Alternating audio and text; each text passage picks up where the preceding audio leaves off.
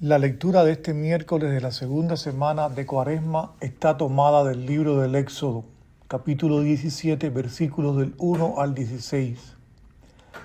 En la que el desierto se convierte de nuevo en aula de fe. El pueblo sediento murmura, la arena reseca no solo los labios, sino también la memoria de las promesas. Entonces de la roca herida por la vara de Moisés mana agua inesperada. Allí donde parecía reinar el abandono, brota la fidelidad divina. La dureza de la piedra cede y el corazón incrédulo es invitado a hacer lo mismo. La sed revela la fragilidad humana, el agua la paciencia inagotable de Dios. Pero el capítulo no concluye en el manantial, sino en la batalla. Mientras Josué combate en el valle, Moisés ora en lo alto. Cuando el cansancio pesa, otros sostienen sus manos. La fe es tarea compartida, comunión que impide que la esperanza se desplome. Agua de la roca y estandarte alzado, dos signos de un mismo misterio. Dios no elimina el desierto, pero lo habita. No evita la lucha, pero la atraviesa con su presencia. Allí, entre la sed y la espada, Israel aprende que su historia no se escribe solo con pasos y combates, sino con confianza y con el altar erigido al final. El Señor es mi estandarte. Queda grabada esta certeza. La verdadera victoria nace siempre de lo alto. Primera lectura del libro del Éxodo. En aquellos días, toda la comunidad de los hijos de Israel se marchó del desierto de Sin por etapas, según la orden del Señor, y acampó en Refidim, donde el pueblo no encontró agua que beber. El pueblo se querelló contra Moisés y dijo: «Danos agua que beber». Él le respondió: ¿Por qué os querelláis contra mí? ¿Por qué tentáis al Señor?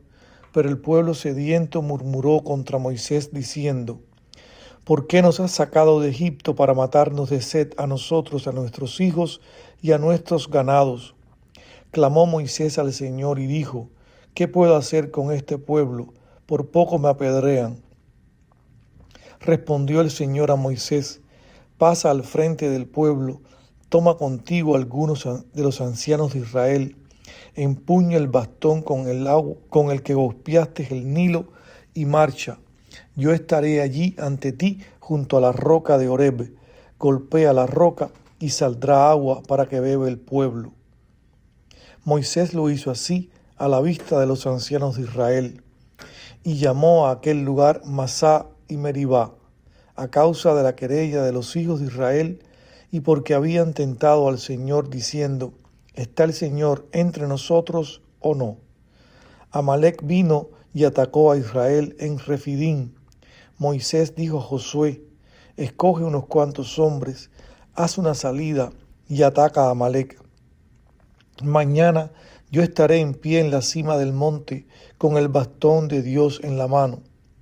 Hizo Josué lo que le decía Moisés y atacó a Amalec. Entretanto Moisés, Aarón y Hur subían a la cima del monte. Mientras Moisés tenía en alto las manos, vencía a Israel. Mientras las tenía bajadas, vencía a Amalec. Y como le pesaban los brazos, sus compañeros tomaron una piedra y se la pusieron debajo para que se sentase, mientras Aarón y Hur le sostenían los brazos, uno a cada lado. Así resistieron en alto sus brazos hasta la puesta del sol. Josué derrotó a Amalec y a su pueblo a filo de espada. El Señor dijo a Moisés: escribe esto en un libro para recuerdo y transmítele a Josué que yo borraré la memoria de Amalec bajo el cielo.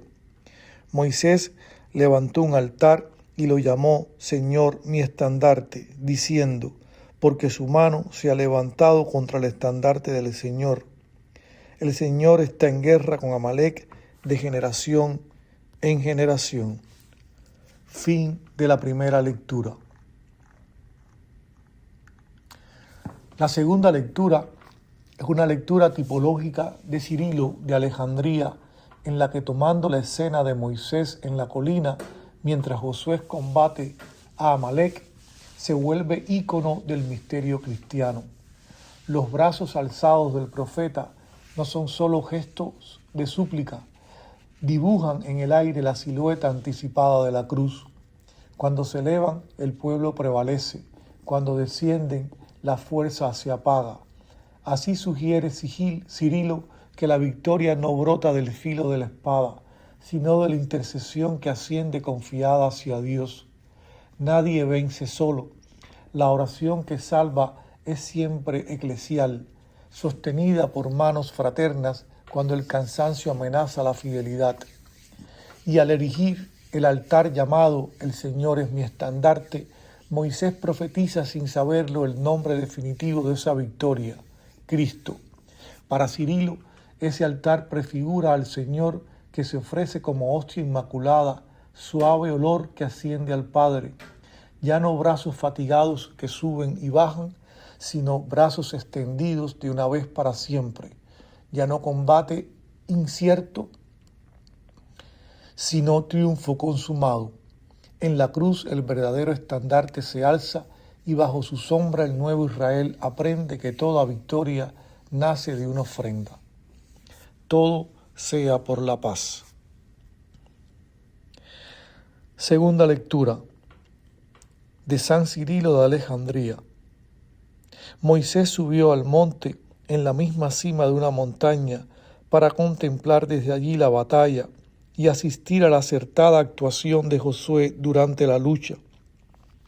Y mientras Moisés tenía en lo alto la mano, Israel era el más fuerte. Mientras la tenía baja, se debilitaba Israel y prevalecía Amalek. En realidad, no solo Israel en su totalidad, pero ni siquiera quienes aisladamente consideraron como un gran honor asemejarse a Cristo, enarbolando su oprobio, es decir, su cruz venerable, pueden en modo alguno ser vencidos por el diablo ni por otro enemigo cualquiera empeñado en destruirlo. Las manos extendidas al cielo son una clara figura de la cruz. También se nos dice que a Moisés le pesaban las manos y que las mantenía en alto no sin dificultad. Cogieron una piedra y se la pusieron debajo para que se sentase, mientras Aarón y Hur le sostenían los brazos, uno a cada lado. Esta piedra probada, angular, preciosa, de cimiento, es Cristo, sobre la cual se sientan extendiendo las manos, es decir, tomando la cruz los israelitas más dóciles y obedientes, aquel pequeño resto según la gracia de la elección que es confirmado y conservado por Cristo, juez y sumo sacerdote, a la vez del que Hur y Aarón eran figura. Así pues, Cristo reúne en su única persona las prerrogativas de ambos, juez y sumo sacerdote. Él conservaba para la salvación en la fe al resto de Israel elegido por puro favor. Creo que es el significado de aquellas palabras proféticamente pronunciadas por boca de Isaías. Si el Señor de los ejércitos no nos hubiera dejado un resto, seríamos como Sodoma, nos pareceríamos a Gomorra.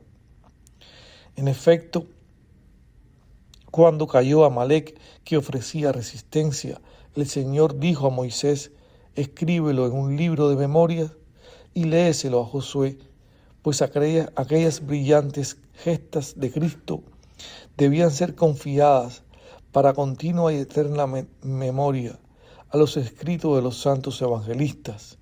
Se ordenó además que este escrito no se lo leyera a Josué, pues las gestas de aquellos santos varones, cual dones celestes o como alabanzas y encomios, están dedicadas a Cristo. Desbaratado pues y vencido Amalek, Moisés levantó un altar a Dios y lo llamó Señor mi estandarte. También este altar es figura de Cristo, pues es Cristo quien se constituyó en Señor nuestro y en nuestro estandarte al develar al príncipe de este mundo, al aplastar el poder de la muerte y al ofrecerse a sí mismo por nosotros como hostia inmaculada de suave olor para Dios Padre. Por tanto, aquel altar fue figura de Cristo, cuyo nombre adecuado y verdadero es Señor, mi estandarte. Fin de la segunda lectura. Dios Padre bueno, que en el bautismo has revestido de Cristo a tu siervo Pedro Arrupe y lo llamaste a su seguimiento en suma pobreza espiritual en la compañía de Jesús, escucha benigno nuestra oración. Él se entregó a ti plenamente como misionero y guía de sus hermanos, tanto en la salud como en la enfermedad. Movido por el Espíritu Santo, lo has puesto al servicio de la fe, convirtiéndolo en maestro de discernimiento y dócil servidor de la justicia del reino. Con confianza te rogamos que a imitación de Jesucristo pobre y humilde, a quien amó entrañablemente, el Padre Arrupe pueda ser reconocido como modelo de vida evangélica y testigo de cómo ser profetas en el mundo, animándonos a ser en toda cultura hombres y mujeres para los demás. Por su intercesión y para tu mayor gloria, te pido ahora esta gracia particular.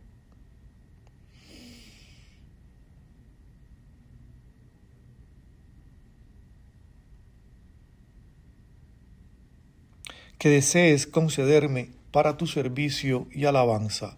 Por Cristo nuestro Señor. Amén. Todo sea por la paz.